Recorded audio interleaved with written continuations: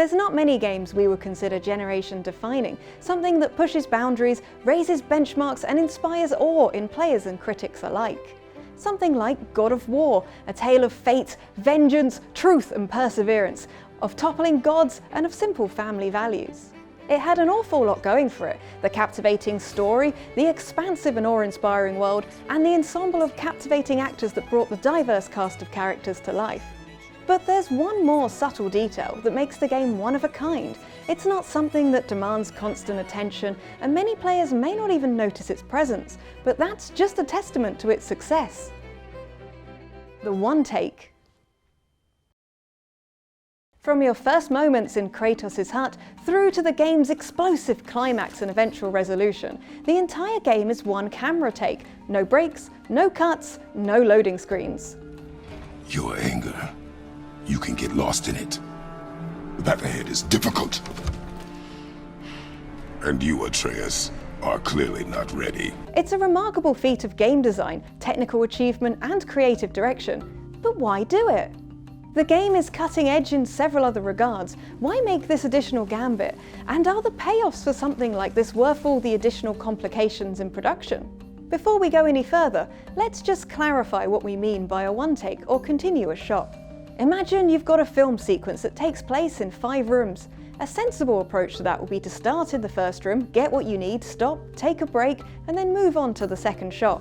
However, a continuous shot never has that stop. The camera keeps rolling, and the feature assembles itself around it. This approach, whilst a spectacle to see in God of War, has been around for a lot longer. In recent years, you might have watched Birdman or 1917.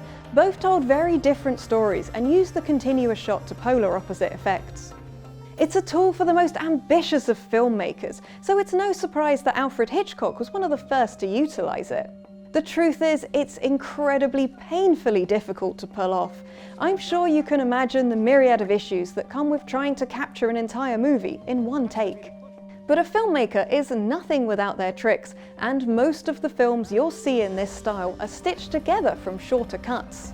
If you want to make an authentic one-take film like Russian Ark, be prepared to spend 4 years planning it, hiring over 2,000 actors and building 33 sets in a line over the course of a mile. Again, it's not easy, whichever way you look at it. So it takes years of planning to pull off a 90-minute continuous shot in film. With God of War, we're looking at what, 30 hours of unbroken camera? It may seem like comparing apples to oranges, but it's important to make the comparison.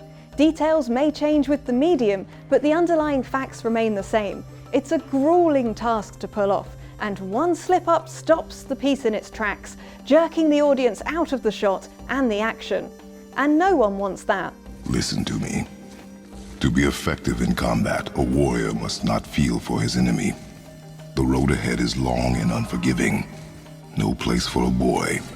You must be a warrior. The person who'd bring the God of War one-take to the table was Cory Barlog.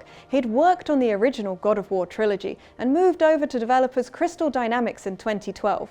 He pitched the idea of implementing a continuous shot in the Tomb Raider reboot, which he worked on as the cinematics director. He was upfront about the difficulties, complications, and lack of any reference points in AAA studio games. And they said no, it just wasn't worth it. A couple of years down the line, Barlog left Crystal Dynamics, returning home to Santa Monica Studios, where he would become the game director for their upcoming God of War. And the one take was back on the table. Sort of. About 40% of the production team spoke against the idea, citing the increased pressure, technical difficulties, and the biggest elephant in the room, that this had never been done. Other games had touched on the technique. Splinter Cell Conviction had swathes of the action uninterrupted by cuts or breaks, yet it still went to black for certain cinematics. It was close, but it wasn't quite there. Not to mention its campaign was around 7 hours, a quarter of the length of what Barlog was envisioning. But in time, the naysayers in the studio got behind him, as did Sony, knowing it was going to be a wild ride. The no-cut camera was a giant bone of contention, and one of those things that until you play the whole game, you don't get it fully, what we were trying to do. And they come back and say, look, I lost a lot of sleep over this thing, but it was worth it. Now I get it, right? Because I see it all together, and That's amazing. Without a reference point, things were going to get even more difficult. They were in the same boat as Hitchcock in 1948, filming rope in one continuous shot. And they too were discovering a slew of technical limitations and complications. But just as Hitchcock did in the 40s, they discovered a few tricks to make their lives easier. This may sound like cheating, but from the audience's perspective, nothing really changes. The camera keeps moving, the action is uninterrupted, and the continuous shot is still, well, continuous. But Corey and his team ran into several other complications that Hitchcock surely didn't, mainly in the fact that their project revolved around an axe-throwing, bone-crunching demigod.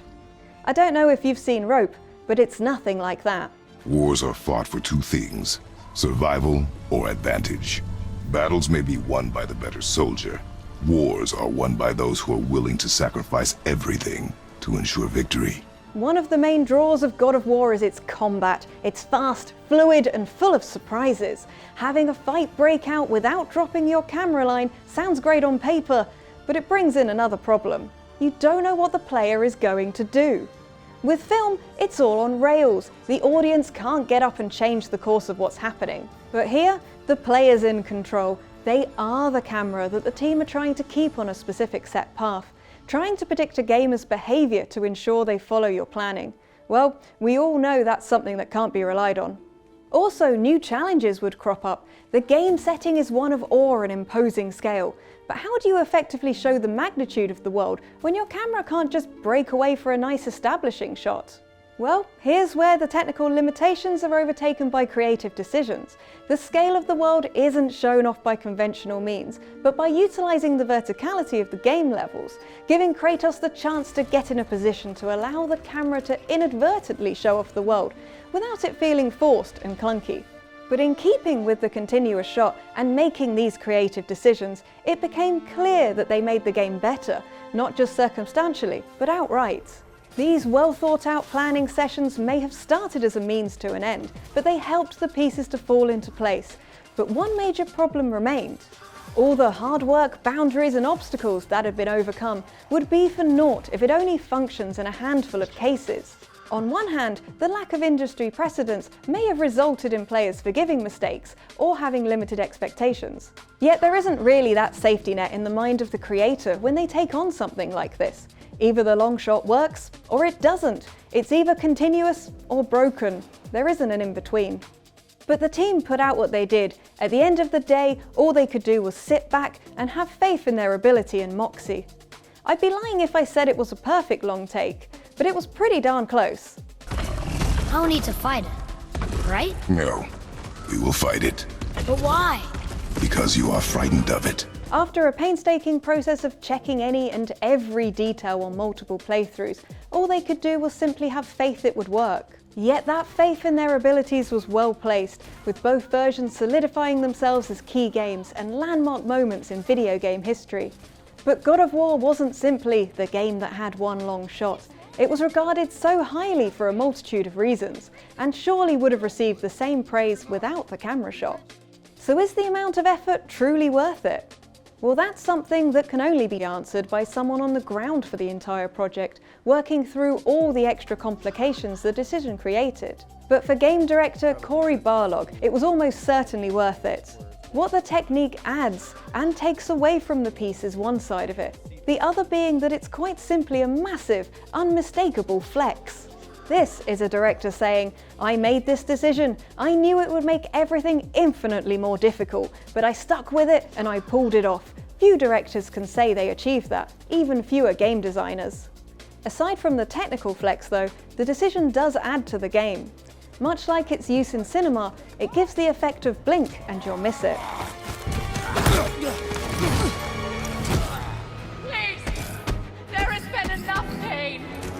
Its continuous action beats in climactic moments keep you glued to your seat.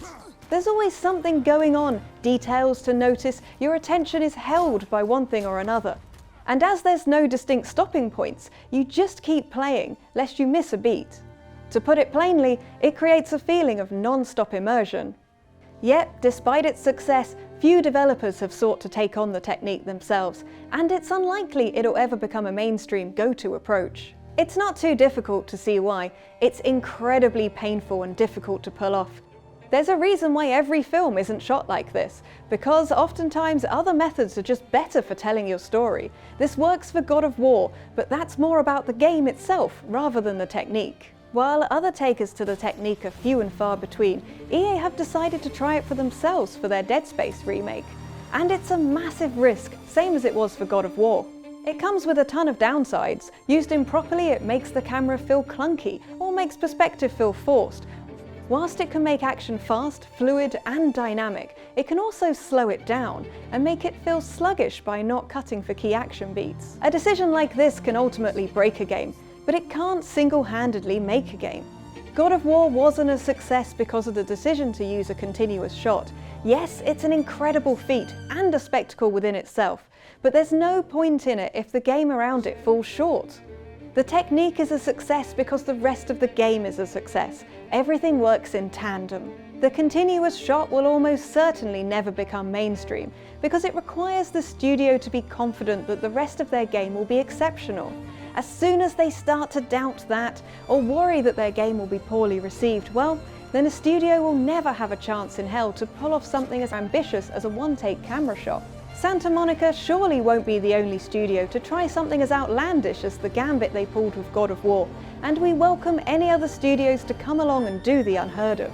What that will be, only time will tell, but the gauntlet has been set by Santa Monica. Now we just wait and see who takes up the challenge.